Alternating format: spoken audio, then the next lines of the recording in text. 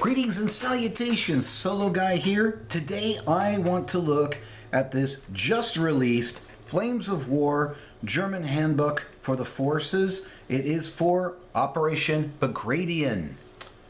On the back, you'll get a picture naturally of their well done models, nice paint job, beautiful countryside, and of course it talks a little bit about the Battle of for Belarus. And then, of course, it tells you what you're going to find inside. There are a number of lists in this. So let's go ahead and let's take a crack at it. So, of course, you get your standard maps. And it gives you the idea. The Soviets launched Operation Bagration. It's not Bagration.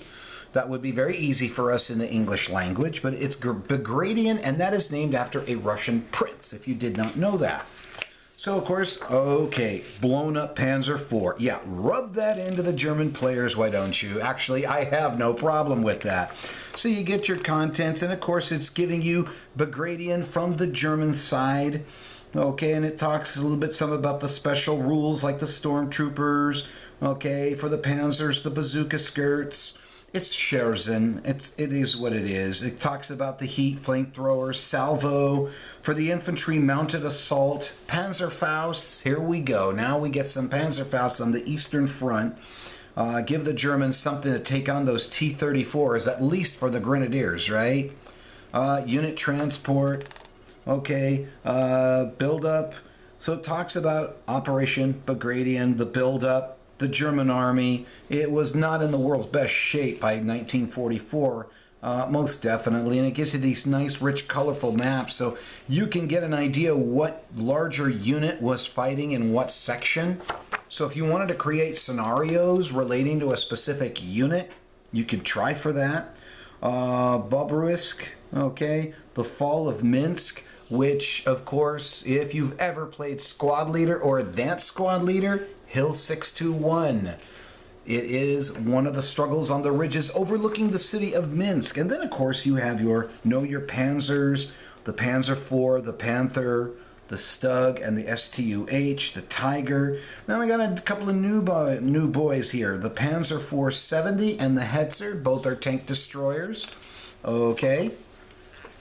And then we start looking about knowing your infantry. So we have got Storm Grenadier Company, the Grenadier Company, the Panzer Grenadier Company, the Armored Panzer Grenadier Company. These are the guys at the half tracks. A Reconnaissance Company and Escort Infantry. Ooh, this ought to be interesting. So then this gives you the overall formations that you can have. So for the Germans, you got 1, 2, 3, 4, 5, 6, 7, 8, 9, 10, 11. So you've got 11 formations, 11 possible formations to make up your army list. And not to mention, look at all the extra goodies you have in support. So it talks a little bit about those special Kampfgruppen that the Germans formed to hold the Soviet tide back. And here this focuses now on the area of Minsk. And it's focusing on Kampfgruppe von Sauken, Kampfgruppen, and what they were able to do and what they couldn't do.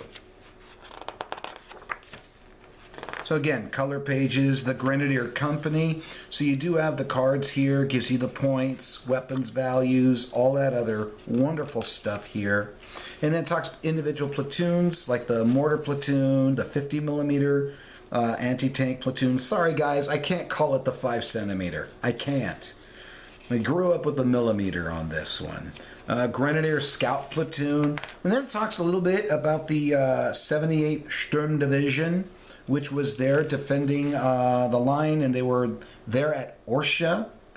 And then, of course, they talk about literally the first assault weapon, so to speak, that we say. And the Soviets based the AK-47 off of this. Okay. Panzerfaust. Okay, and then the Storm Grenadier Company. So it's going to take a little while to go through and look at what the capabilities are of these units. Again, Stug Assault Battery. Okay, Stugs and Panzer IVs were more common in this time period. There were some Tigers out there and some Panthers, but many of them were sent to the south because the Germans thought that the Russians were going to attack in the south. And then here you can talk about the Tiger battalions in the Eastern Front, based off of 1st, 2nd, 3rd Company, and you can see their insignia there, and it talks a little bit about each of these battalions. This was, again, the best of the best, the elite of the elite in the here. But there was also SS formations as well. I'm not seeing those here, but probably they make that in the cards, in the command cards, I guess. 31st Panzer Regiment of the 5th Panzer Division. And again, it talks about it, and it gives you the fire brigades also here. And fire brigades essentially were, if the line was about to break through, those are the guys who went to plug the hole in and make sure the line was stabilized. Panther Tank Company, here's a Panzer IV Tank Company. And then here it also talks about the battles for Hungary as well, or Hungary, okay? And again, this is showing you the maps, where it was roughly happening, which is really cool. It talks about the siege of Budapest as well. So it gives you some nice detail in there, and it also can inspire people, okay? The Feldherrnal, okay? I may have botched that pronunciation. And then you got the Panzer 470 Tank Company. These were tank destroyers, okay? And they were useful. And then here we're seeing the Wirbelwind. That's for the first time. Nice. Okay, Panzer Grenadier Company. Now, armored versus unarmored. Armored has the half tracks. The unarmored, they were in trucks or they went on foot. Okay, depending. And then, of course, showing half tracks. The grill with the 150 millimeter gun. The flamethrower platoon, armed half tracks. Panzer Grenadier Company. Again, this shows you some more sections they have. And again, they talk about what was going on here in this section. This is fighting in Lithuania. I mean, if you want to check out some reading, you could check out the Gross... oh gosh, it was written by Guy Sager, and I forgot the name of the book. I read it a couple of times, his experiences on the Russian front. Some people say it's fake. I don't know. Reconnaissance Company. Okay.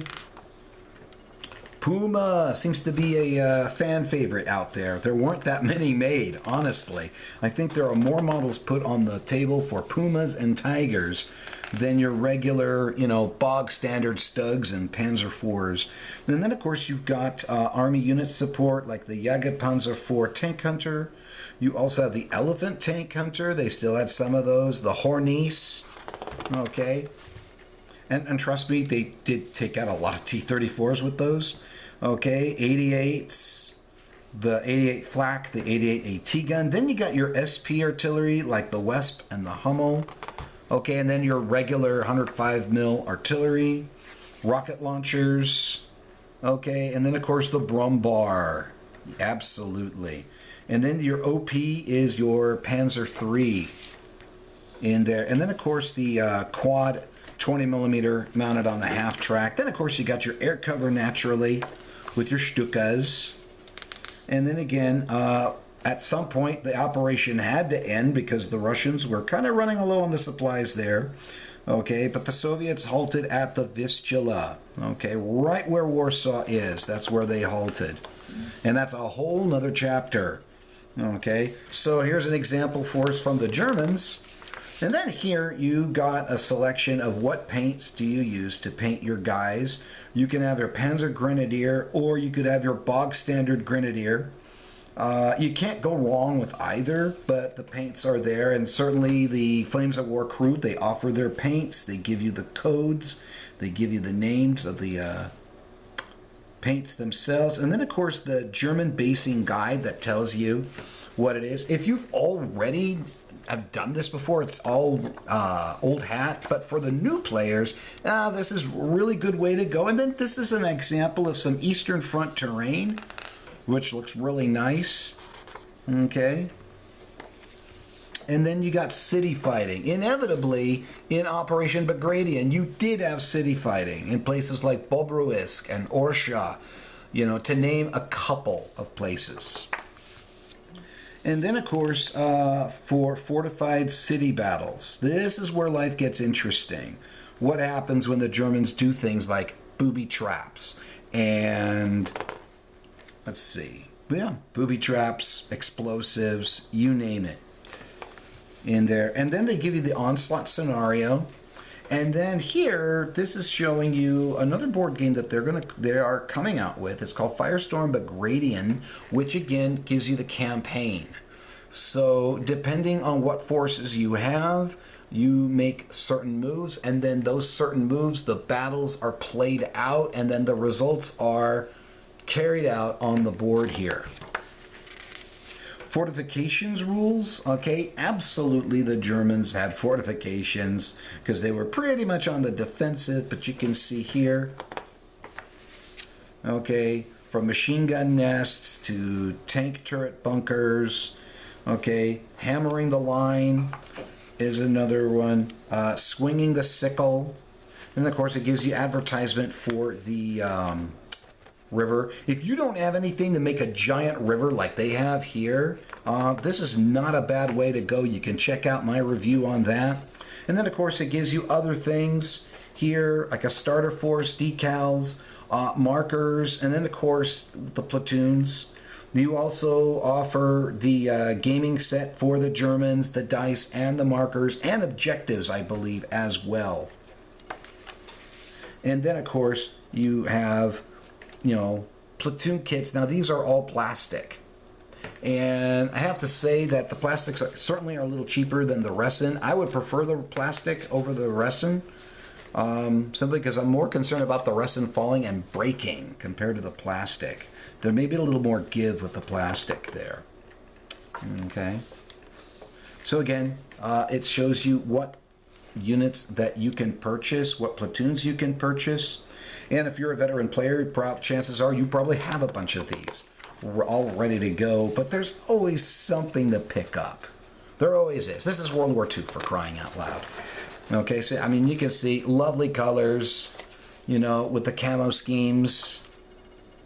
And then the Stuka here, this one was armed with the 37mm anti-tank gun, which whacking the Russian tanks from the top armor with the 37 was not exactly the most difficult thing to do. And here's the other end of the map. This is Europe by December 1944. What's in the blue belongs to the Allies. And what's left in the not blue here, that's what's left of the German Third Reich. All right. Hey, I gave you guys a glimpse. It was a pleasure to do so, and I hope this benefited you guys. You take care, God bless you, and have an awesome day. Solo Guy out.